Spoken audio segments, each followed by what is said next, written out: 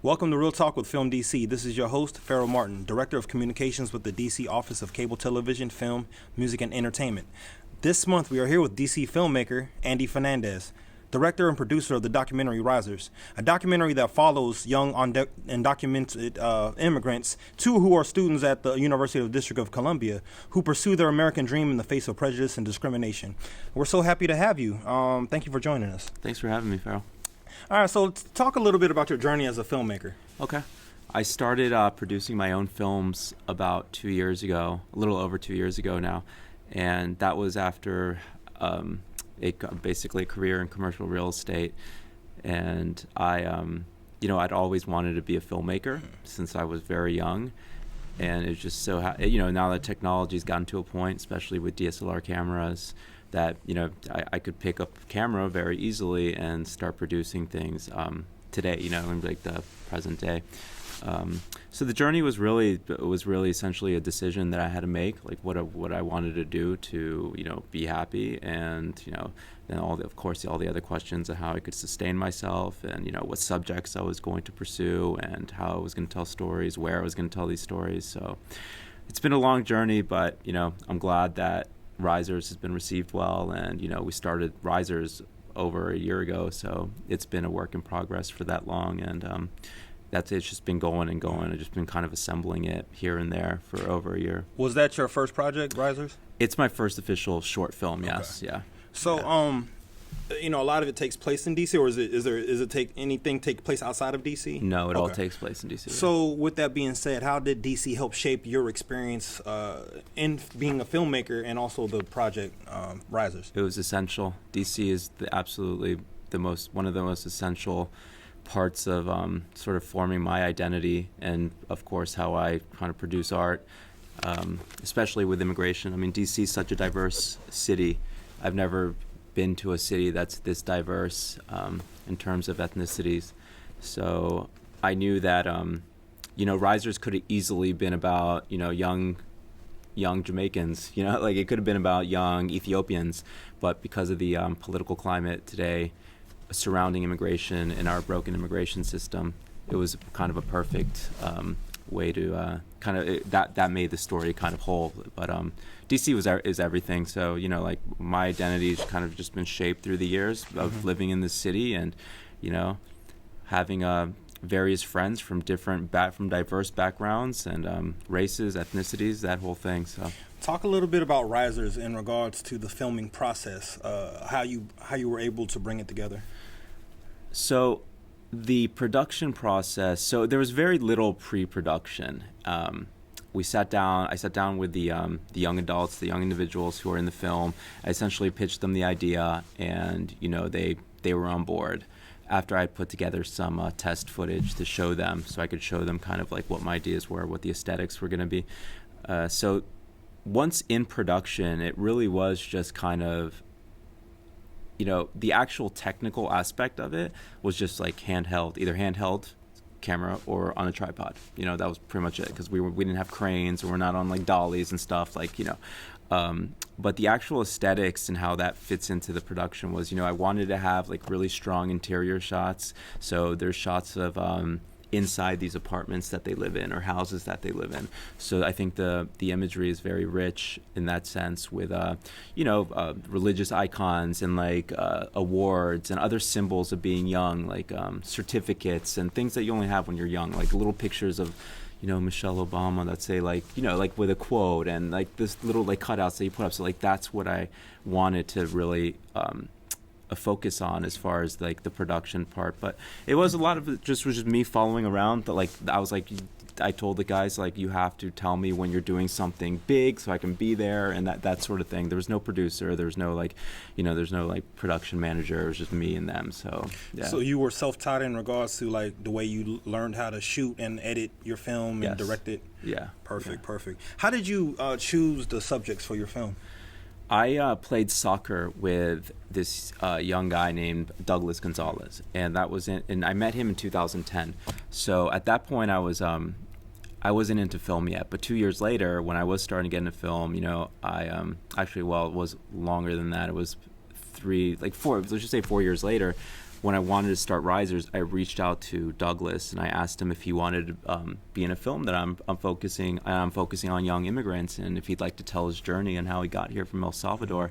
So and then he introduced me to Aura Alvarez, who's the young poet in the film. And she introduced me to the two lead roles, Gerson and Brenda, and they're the ones who are at UDC. So that's how we all kind of met. What were some of the biggest surprises you learned about? Actually, as the son of Bolivian parents, I'm sure the documentary Risers was quite an emotional process for you. Talk a little bit about something that you've learned that you didn't know before filming this project. Wow, that's a good question. I think I learned a lot about like technical production aspects, but I think like on a society level, just engaging with young people again.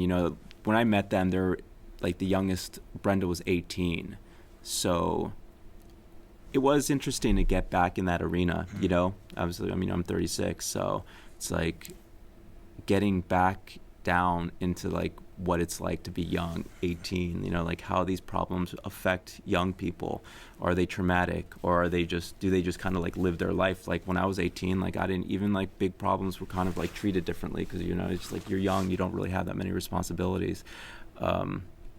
So I think that was an interesting sort of observations that I made during that process. But, a part of this too is like they're just really regular young people in the world. There's nothing, they do some pretty extraordinary things, but at the end of the day, they're pretty ordinary. Like they're just going to school. They're just trying to figure out how to pay for school. They have jobs.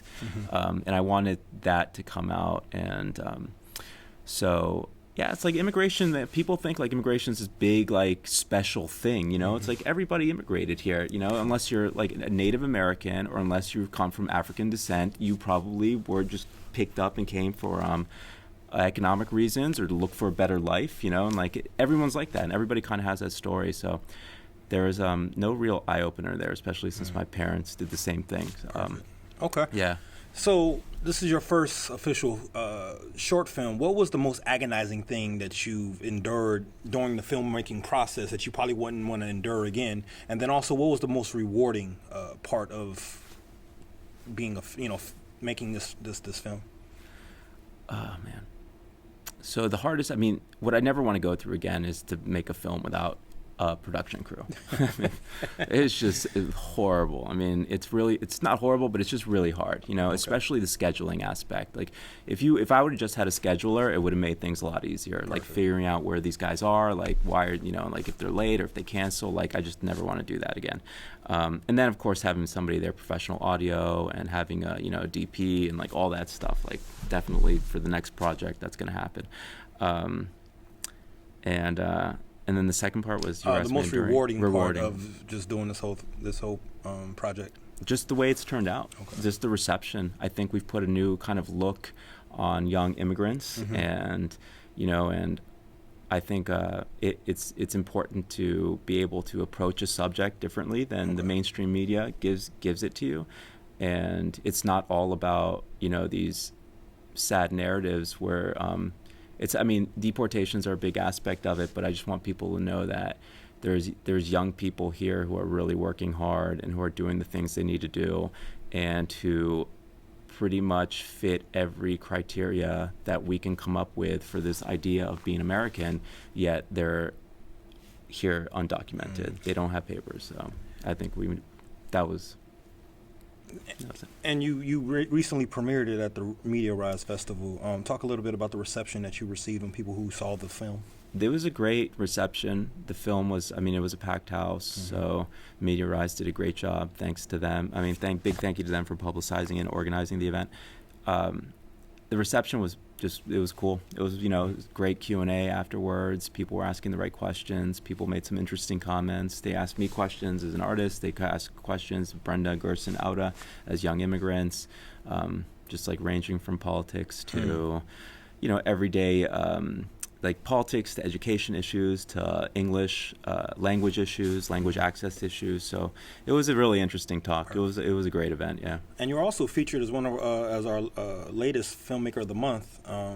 Talk a little bit about when you heard about that news. It was great. I mean, that was really, I mean, I was honored and real pleased to be featured. So thank you to you guys for doing that. Yeah, just trying to get that out. So what's next for you? What's other projects have you worked on or working on?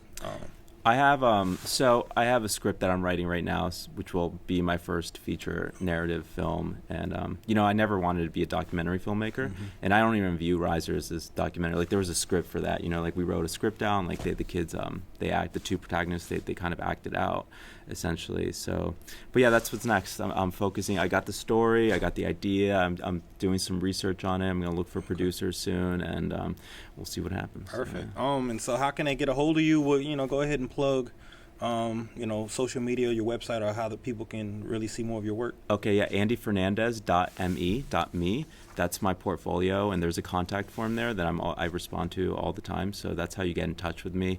And on Twitter, andyfernandez_1. Okay. You can. Yeah. Perfect. Well, that's any last words, anything else you want to leave our listeners with?